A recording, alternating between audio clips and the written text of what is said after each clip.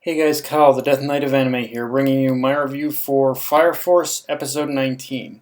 So, the episode starts off pretty heavy with the reveal that the White-Clad's base of operations is literally right under under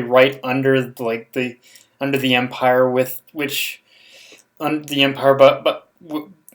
the whole, with being introduced to the whole, like, pretty much netherworld, like the whole nether, which is this underground railroad, which would make sense that they would want to be as close as they could to the Amaterasu to activate it, but still so far away enough to keep themselves hidden from detection.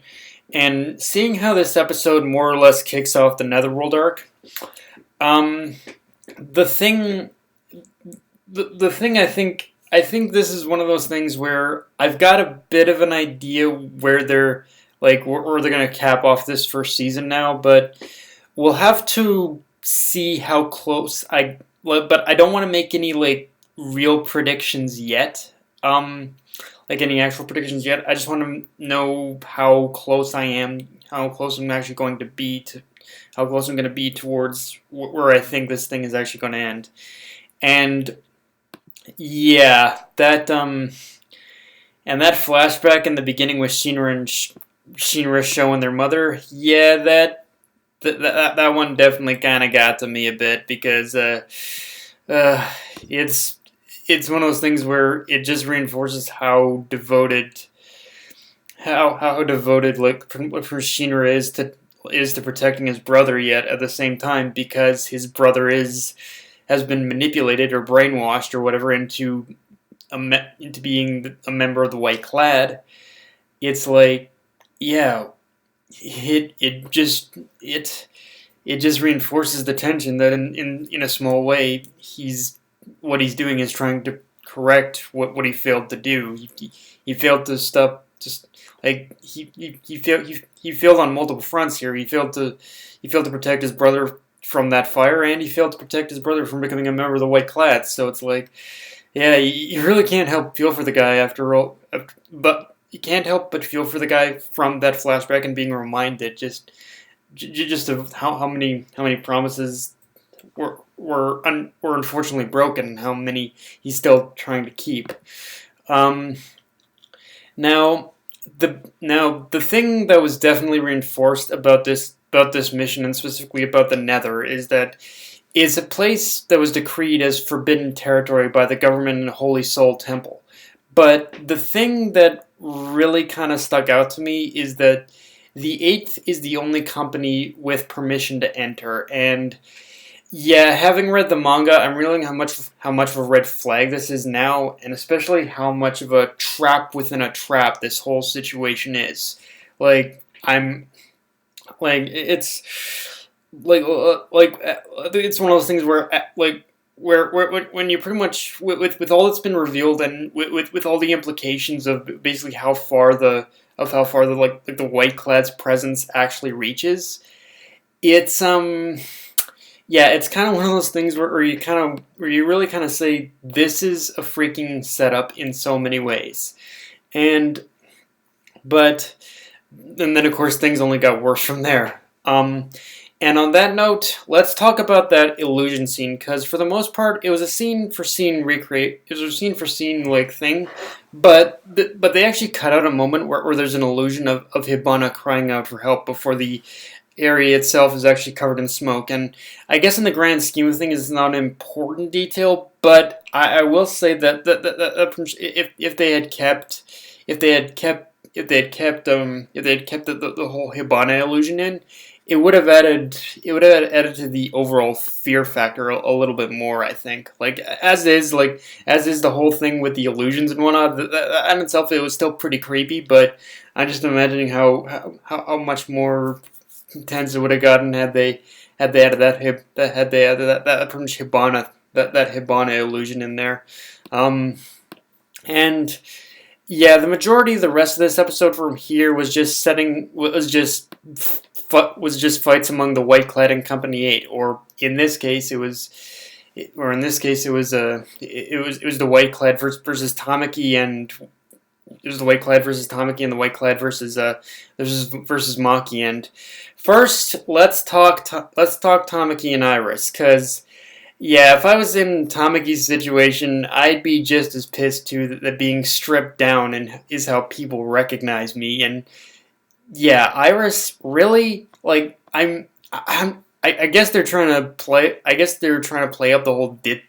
I remember getting angry at this too. Like I don't when I was reading the manga too. Like I guess Okubo was trying to play up the ditzy blondness of Iris or something. I don't know, but yeah, Iris.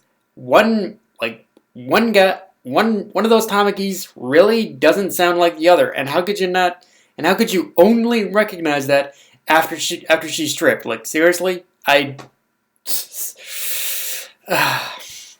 But um, but looking past the usual fan service of the moment, one thing I do like with the whole Tamaki versus like one thing I do like with the whole Tamaki versus one thing I do like with the whole Tamaki thing is that it does actually it does kind of one thing I do like about the whole Tamaki versus assault fight in this episode is that it is genuinely nice to see. It is genuinely awesome in order to see her have her moments, and this episode was no exception. And I feel like, and one of the most important things I feel that this fight between like Assault and Tamaki did is that between the fight of Assault and Tamaki and the flashback with Tamaki's flashback. I feel it kind of reminds us that there is genuine reasons in order to like Tamaki as a character, even putting aside all the fan service. Like I think that's one of the most important things that this episode did is that it did kind of it gave us a lot more reasons in order to like Tamaki than just like the fan service, I think. Now, do I still wish the moment of Assault accidentally grabbing Tamaki's breast wasn't part of the fight? Yes, and if I remember correctly, even when I was reading the manga, that particular moment really took me out. That particular part really took me out of the moment. But in the end, like the most important thing here is that Tamaki still proved she's someone you can depend on when the chips are down. Like that I think that's the most important key thing to take away from this fight is that whether there was fan service or not, like Tamaki still proved that as a character, she is someone you can rely on and someone you pretty much can you can pretty much rely on in order to have your back and in order to be like in order to fight alongside you and like and pretty much and be there when you pretty much need help. So yeah.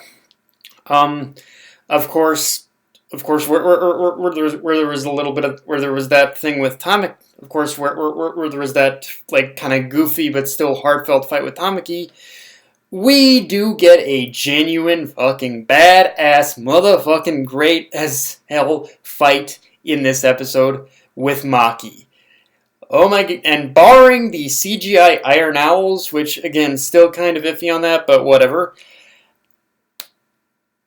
Like, Maki's fight was just an epic moment all around that reminds us how badass Maki is, because the key thing with Maki's fight in this episode is we've gotten so... The key thing to remember with this fight and how pivotal this fight is for Maki is that we've gotten so much focus on Shinra and Arthur up to this point that the other characters definitely kind of like fell to the wayside. But this episode is just an epic no holds bar reminder that Maki can stand against the best of the best, and when she goes in, she's just as powerful. She's just as powerful in her own right. Hell, like after this episode, honestly, maybe I'd go so far as to say she's even a little bit stronger than from Shinra and like pretty much Shinra and Arthur just on the merits of her experience alone. I even originally than at least even more so than I originally gave her credit for. And in general, it's just great to see her have a moment again, because I think the last genuine spotlight we got with Maki was her spar with Sheena and Arthur. And looking at this fight, you can tell. Looking back at this fight compared to just that spar with them, you can tell that basically that Maki was holding back when she was sparring with Sheena and Arthur. Like, Maki just went in. She busted dudes. Like, she busted dudes. She practically busted dudes' heads open. Like, oh my god, I love every minute of it. Um, with that being said, the art and animation was again amazing, and I feel like I'm repeating myself at this point, but it's great to see David Productions not holding back anymore or less than before, because you do get the sense that's from what they were doing for the sake of the incident, but now the action, the art, the animation on everything is just amazing. And one thing in particular I really appreciate about this episode, though, is the shading and use of shadows, as it did generally give off this creepy vibe you'd expect from a place like the Nether to capture. Um, and final thing, adaptation-wise, this was an interesting episode because it adapted a lot, but cut out key moments in each chapter that was adapted in this episode. So knowing that, while I have an idea where the season will end, I'm not sure what next week's chapter is going to look like, because it's weirdly one of those times where they kind of streamline, where David Productions almost kind of streamlined this episode too much, and they should have almost added a couple of moments that were cut out, but like a couple moments that were kind of cut out, but it is what it is. And but yeah, it'll be interesting to see what next episode is going to look like. But yeah, guys, that's my review. If you enjoyed the video, like, comment, subscribe. I'm on Twitter, Facebook, and Crunchyroll. Death Knight of Anime, signing off. Later, guys.